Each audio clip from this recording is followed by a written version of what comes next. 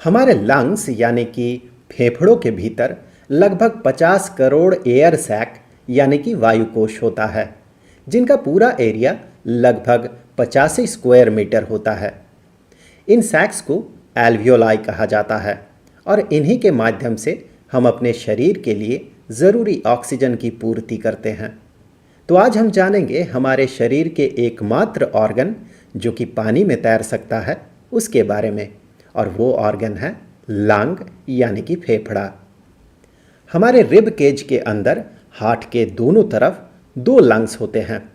Heart सीने में ठीक बीच में होता है और बाईं तरफ झुका होता है। इसी कारण से बायां लंग साइज में दाहिनी लंग से थोड़ा छोटा होता है। लंग्स के ठीक नीचे डायाफ्राम नाम का मसल होता है। ये मसल जब सिकुड़ता है तब लंग्स फैल जाते हैं और हवा लंग्स के अंदर आता है। डायाफ्राम के वापस से फैल जाने से हवा लंग्स के बाहर चला जाता है। हवा के अंदर आने और बाहर निकलने के लिए एक पाइप होता है जो कि नाक और मुंह से जुड़ा होता है, जिसे कि रेस्पिरेटरी ट्रैक्ट कहा जाता है।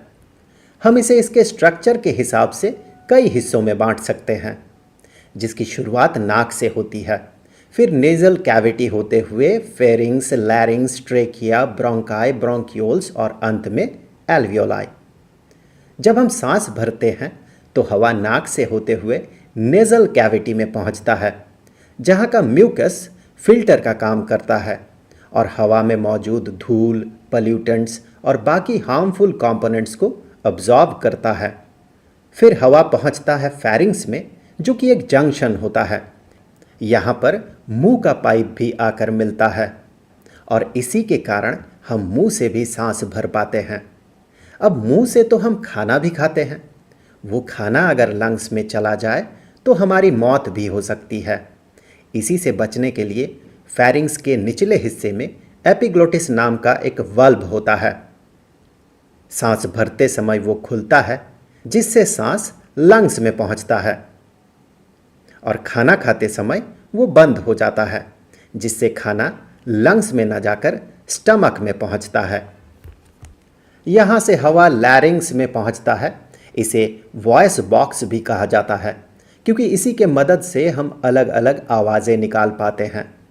यहाँ से हवा ट्रैकिया में पहुंचता है, जो कि दो ब्रोंकाई में स्प्लिट हो जाता है। यही ब्रोंकाई लंग्स के भीतर जाकर पहले सेकेंडरी ब्रोंकाई और फिर टर्शियरी ब्रोंकाई में स्प्लिट कर जाता है। ये आगे और भी पतले पतले ब्रांचेस में स्प्लिट करता है, जिन्हें ब्रोंकियोल्स कहा जाता है। ब्रोंकियोल्स के अंतिम भाग में होते हैं एल्वियोलाई नाम के एयर सैक्स, जिसका डायामीटर 0.2 से लेकर 0.5 मिलीमीटर तक होता है। नाक या मुंह से भरी हुई हवा अंततः यही पहुंचती है और शरीर को ऑक्सीजन मिलता है। हर एक एल्वियोलास का 70% सरफेस एरिया ब्लड कैपिलरीज से घिरा होता है। ऑक्सीजन डिफ्यूजन नाम के एक प्रोसेस के माध्यम से एल्वियोलाई से ब्लड तक पहुंचता है। उस ऑक्सीजन को रेड ब्लड सेल्स यानी कि आरबीसी में मौजूद हीमोग्लोबिन बाइंड कर लेता है और ऑक्सी हीमोग्लोबिन के रूप में अपने साथ कैरी करके शरीर के अलग अलग हिस्सों के सेल्स तक पहुंचाता है। सेल इस ऑक्सीजन को एनर्जी बनाने के लिए केमिकल रिएक्शन में यूज करता है। इस दौरान सेल में बनता है कार्बन डाइऑक्साइड, जिसे सेल खून में छोड़ देता है। कार्बन डाइऑक्साइड पानी में बहुत अच्छी तरह से घुल जाता है, तो अधिकतर कार्बन डाइऑक्साइड ब्लड प्लाज्मा में डिसॉल्व्ड रहता है। लगभग 20 से 25% कार्बन डाइऑक्साइड को हीमोग्लोबिन बाइंड कर लेता है और कार्बैमिनो हीमोग्लोबिन के रूप में अपने साथ कैरी करता है।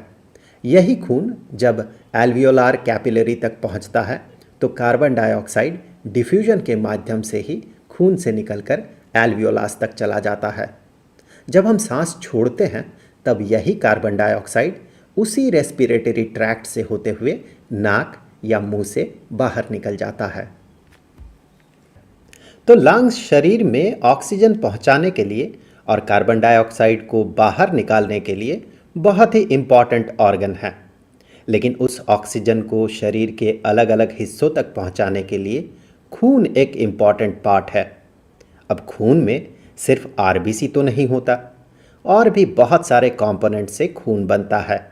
उनके बारे में डिटेल्स में जानने के लिए आप ब्लड पे बने डिटेल्ड वीडियो को देख सकते हैं।